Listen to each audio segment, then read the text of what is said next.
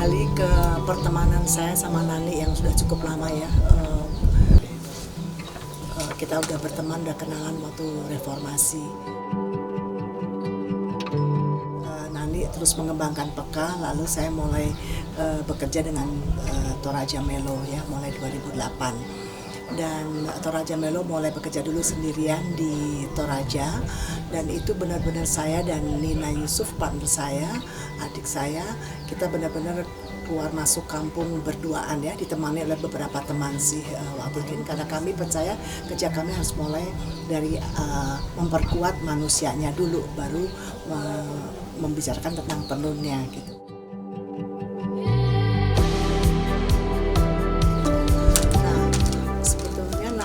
Sudah mulai ngajak ngobrol tahun 2012 yang waktu itu kita lagi pameran di Inacraft. Tapi tahun 2012 Toraja Melo belum siap ya untuk bekerja sama, karena kami juga masih belajar memperkuat diri dan lain-lain. Salah satu tantangan yang dihadapi Peka dalam pemberdayaan perempuan pelaku, khususnya untuk penguatan ekonominya, itu memperluas jaringan pasar dan rantai pasok ekonomi yang dikembangkan oleh Ibu Peka. Jadi Ibu Peka ini kan kebanyakan adalah produsen, tapi kemudian setelah pasar lokalnya terpenuhi, kemudian produksinya banyak, itu kita menghadapi kendala bagaimana memperluas pasarnya. Nah, oleh karena itu kami membutuhkan mitra kerja untuk memperluas pasar ini.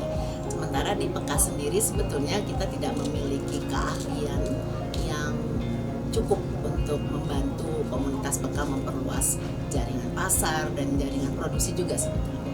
Secara resmi sih kami membuat kesepakatan kerjasama tahun 2014 ya, setelah kami pulang dari survei di Adonara dan Lembata untuk bekerja.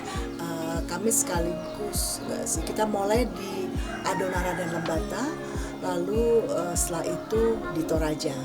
Itu 2014, 2015 lalu waktu Peka memang berencana untuk membuat wilayah baru di Sulawesi Barat, lalu kami masuk sama-sama di Mamasa.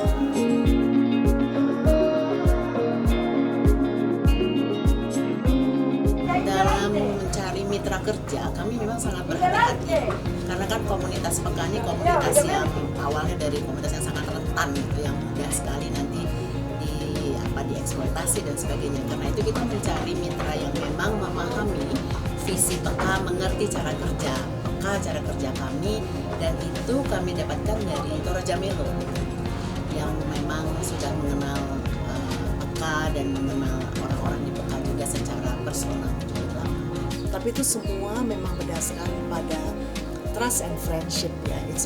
Karena kita harus ada tingkat saling percaya yang sangat tinggi, dan juga pertemanan. Ada suatu kolaborasi, suatu inisiatif yang kita coba. Ayo yuk kita coba deh, kita sampai kemana sih ujungnya.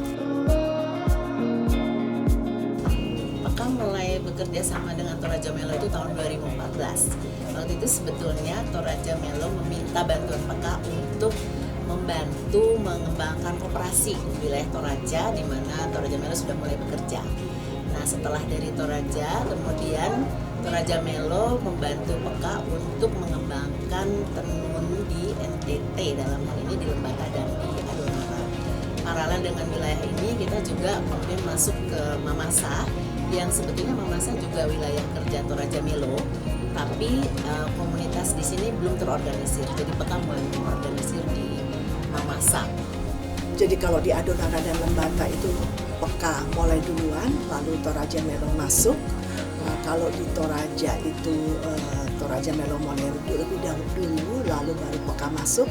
Nah, di Mamasa ini kami masuk secara bersamaan, secara sistematis bersamaan, di mana Peka memperkuat organisasi, lalu Toraja Melo tentang desain.